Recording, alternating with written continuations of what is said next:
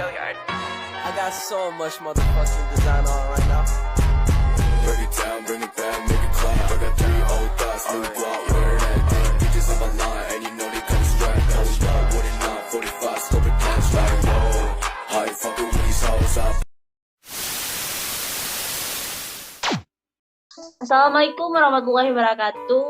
Halo teman-teman, kembali lagi di konten digital kami. Nah, pada kesempatan kali ini, kami akan melanjutkan pembahasan jurnal kami yang berjudul Evaluasi Kebijakan Penanganan Penyandang Masalah Kesejahteraan Sosial dengan studi kasus di Taman Tugu Sirih, Kota Tanjung Pinang. Baiklah, langsung saja masuk pada pembahasan. Nah, untuk menjawab fenomena permasalahan, di sini peneliti menggunakan teori menurut Bridgman dan Davis, di mana dalam pengukuran evaluasi kebijakan publik terdapat 4 indikator pokok, yaitu yang pertama ada indikator input, yang kedua indikator proses, yang ketiga indikator output, dan yang keempat indikator outcome. Selanjutnya, yang pertama itu ada indikator input, yang mana terdiri dari sumber daya. Jadi setiap organisasi memiliki sumber daya sebagai input untuk diubah menjadi output berupa produk, barang, atau jasa. Sumber daya tersebut meliputi modal atau uang, teknologi untuk menunjang keberlangsungan proses kebijakan, serta sumber daya manusia yang merupakan elemen yang paling penting. Nah, jika melihat data berdasarkan RENSRA, Rencana Strategis Dinas Sosial Kota Tanjung Pinang tahun 2018 sampai tahun 2023 pada program pemberdayaan fakir miskin, komunitas adat terpencil, dan penyandang masalah kesejahteraan sosial atau PMKS lainnya, anggaran yang dibutuhkan dari tahun 2014 sampai tahun 2018 itu sebesar 352.970.000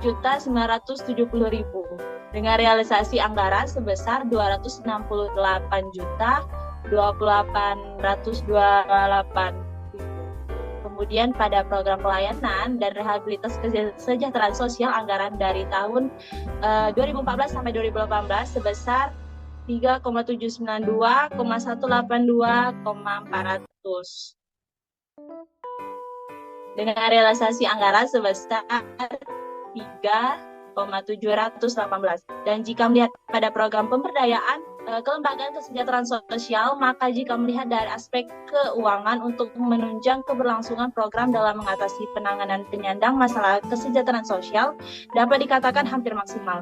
Nah, selain itu dari aspek sumber daya manusia yang merupakan sumber daya utama dalam implementasi program, yaitu staf atau pegawai di lingkungan dinas sosial sampai dengan tahun 2018 sebanyak 76 orang yang terdiri dari 30 PNS, 13 laki-laki dan 17 perempuan, dan 46 non-PNS yang terdiri dari 18 laki-laki dan 28 perempuan. Nah, jika dilihat dari pendidikannya, jumlah pegawai paling banyak berpendidikan SMA sederajat sejumlah 36 orang dan berpendidikan S1 berjumlah 28 orang. Dari data tersebut menunjukkan bahwa kegagalan yang sering terjadi dalam implementasi kebijakan disebabkan oleh staf atau pegawai yang tidak cukup memadai, mencukupi, ataupun tidak kompeten dalam bidangnya. Dan jika melihat pada aspek infrastruktur penyediaan fasilitas rumah tangga untuk pengemis, gelandangan, anak atau orang telantar tahun 2017 sebanyak 254 orang, sedangkan pada tahun 2018 sebanyak 243 orang. Maka dari data tersebut jelas bahwa target yang dicapai mengalami penurunan. Nah, selanjutnya akan dijelaskan oleh rekan. Yang kedua itu adalah proses, yang mana proses ini terdiri dari 3. Yang pertama itu metode atau cara yang digunakan Dinas Sosial Kota Tanjung Pinang adalah dengan cara sosialisasi. Nah, berdasarkan sumber yang kami dapat dari katakepri.com, Sekda Tanjung Pinang mengadakan sosialisasi pelayanan dan perlindungan sosial. Pada tahun 2019, sosialisasi ini berisikan tentang pelayanan perlindungan sosial psikososial bagi penyandang masalah kesejahteraan sosial atau PMKS. Nah, berikutnya yang kedua yaitu efektivitas. Dalam metode sosialisasi yang dilakukan oleh Dinas Sosial Kota Tanjung Pinang, ini belum bisa dikatakan efektif karena jika melihat dari aspek tujuan, intensitas capaian target sosialisasi masih kurang. Dari aspek adaptasi peningkatan kemampuan dari peserta sosialisasi yang tidak mengalami peningkatan sarana dan prasarana yang digunakan juga masih kurang. Nah, yang ketiga, dalam Suatu program dapat dikatakan efisien dilihat dari kemampuan untuk mengimplementasikan suatu kegiatan atau usaha. Nah, sedangkan sosialisasi yang dilakukan oleh dinas ini belum dikatakan maksimal karena biaya yang dikeluarkan dalam proses sosialisasi ini tidak sebanding dengan capaian target peserta atau peningkatan masyarakat yang memahami sosialisasi yang telah dilakukan. Yang ketiga ada output. Yang pertama ada hasil atau produk. Nah, berdasarkan laporan akuntabilitas atau LAKIP dari Dinas Sosial Kota Tanjung Pinang tahun 2021, ada pun beberapa program yang telah dilaksanakan oleh Dinas Sosial Kota Tanjung Pinang dalam menangani masalah penyandang masalah kesejahteraan sosial atau PMKS, yaitu program pemberdayaan sosial berupa pembinaan dan pemberdayaan pendampingan dan inventarisasi terhadap kelompok usaha ekonomi produktif melalui bantuan langsung pemberdayaan sosial. Kemudian program rehabilitas sosial yaitu program rehabilitas sosial dasar penyandang disabilitas telantar, anak telantar, lanjut usia terlantar, serta gelandangan pengemis di luar panti sosial dan program pelindungan jaminan sosial. Kemudian yang kedua ada capaian target. Nah, berdasarkan pagu dan realisasi anggaran sosial Kota Tanjung Pinang tahun 2021 yang kami ditampilkan pada gambar 1.1, dari gambar di atas diketahui realisasi tahun 2021 sebesar 98,93%. Nah, kita melihat realisasi penyerapan anggaran yang cukup besar ini menandakan bahwa proses perencanaan anggaran direncanakan dengan efisien sesuai dengan analisa kebutuhan. Nah, selanjutnya untuk mengetahui efektivitas anggaran terhadap capaian sasaran kinerja sosial Kota Tanjung Pinang dapat dilihat dari capaian kinerja Renstra terhadap anggaran yang digunakan pada tabel di bawah ini. Nah, bisa dilihat di pencapaian sasaran Renstra Dinas Sosial Kota Tanjung Pinang pada 2021 yang kami tampilkan di atas berdasarkan sumbernya dari laporan akuntabilitas kerja atau LAKIP Dinas Sosial Kota Tanjung Pinang 2021 yang dituangkan dalam dokumen perjanjian kinerja merupakan capaian kinerja tahun kedua dari periode 2018 sampai 2023. Nah, jika melihat indeks capaian kinerja dengan penyerapan anggaran tersebut, maka dikatakan bisa hampir maksimal. Nah, kemudian akan dilanjutkan oleh teman saya. Baiklah, di sini saya akan melanjutkan dari pemaparan teman saya tadi, yaitu di sini saya akan membahas mengenai outcome. Nah, untuk outcome sendiri itu terdapat atau bisa dikatakan dampak yang ditimbulkan dari kebijakan tersebut. Nah, dikutip dari laporan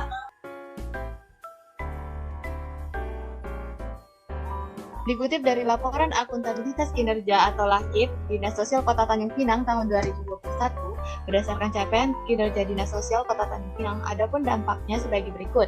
Yang pertama itu meningkatkan kualitas hidup PMKS melalui pemberian bantuan sosial, yang mana indikator strateginya persentase PMKS yang mendapatkan bantuan sosial dari jumlah PMKS dikali 100. Nah, jumlah PMKS pada tahun 2021 ini sebanyak 84,87 jiwa, yang mana jumlah PMKS yang mendapatkan bantuan sebanyak 75,741. Maka, persentase PMKS yang mendapatkan bantuan sebesar 89,24%. Kemudian dampak yang kedua adalah meningkatkan pemberdayaan PMKS melalui peningkatan keterlibatan kelembagaan sosial dan PSKS dengan indikator persentase jumlah pengurus lembaga kesejahteraan sosial dan PSKS yang diberikan pembinaan bimbingan dibagi seluruh jumlah pengurus LKS dan PSK dikali 100. Kemudian dampak yang selanjutnya itu meningkatkan penanganan PMKS melalui peningkatan kapasitas pendampingan korban dengan indikator persentase kasus PMKS yang dapat dicarikan solusi. Yang selanjutnya yaitu meningkatkan rehabilitas sosial melalui peningkatan pendampingan rehabilitas sosial, dan selanjutnya meningkatkan perlindungan dan jaminan sosial bagi penyandang masalah kesejahteraan sosial atau PMKS. Selanjutnya perluasan cakupan jaminan perlindungan sosial bagi masyarakat miskin dan rentan melalui perbaikan sistem pendapatan terpadu yang dikelola dengan aplikasi SIKSNG. Dan yang terakhir peningkatan perlindungan sosial bagi PMKS melalui peningkatan penanganan bagi korban bencana. Nah, sehingga berdasarkan pembahasan di atas dapat kita simpulkan bahwasanya berdasarkan hasil penelitian yang telah dilakukan, Maka dapat diambil kesimpulan bahwa kebijakan penanganan penyandang masalah kesejahteraan sosial di mana berstudi kasus di Taman Tugu Siri Kota Tanjung Pinang belum berjalan dengan maksimal karena banyak hal yang harus diperhatikan. Walaupun sudah ada pekerja sosial yang memiliki keahlian dalam bidangnya, namun staf atau pegawai ini yang tidak cukup memadai, mencukupi atau tidak kompeten dalam bidangnya tersebut. Selain itu, intensitas capaian target sosialisasi masih kurang. Dari aspek adaptasi peningkatan, kemampuan dari peserta sosialisasi tidak mengalami peningkatan, dan sarana dan prasarananya pun yang digunakan masih kurang. Kemudian sosialisasi yang dilakukan oleh dinas belum dikatakan maksimal dikarenakan biaya yang dikeluarkan dalam proses sosialisasi tidak sebanding dengan capaian target peserta atau peningkatan masyarakat dalam memahami sosialisasi yang dilakukan. Sebenarnya pemerintah di Kota Tanjung Pinang sendiri berdasarkan laporan akuntabilitas kinerja atau LAKIP Dinas Sosial Kota Tanjung Pinang pada tahun 2021 ada beberapa program yang telah dilaksanakan oleh Dinas Sosial sendiri, yaitu seperti program pemberdayaan sosial, yaitu berupa pembinaan dan pemberdayaan. Kemudian juga ada program rehabilitasi sosial, yaitu berupa program rehabilitasi sosial pada penyandang disabilitas terlantar, anak terlantar, kemudian lanjut usia, serta gelandangan pengungsi di luar panti sosial, dan beberapa program lainnya. Baiklah, mungkin itu saja yang bisa disampaikan. Saya kembalikan kepada Mbak Moderator. Nah, itulah tadi pembahasan hasil penelitian kami. Semoga bermanfaat. Sekian video kali ini. Wassalamualaikum warahmatullahi wabarakatuh. See you.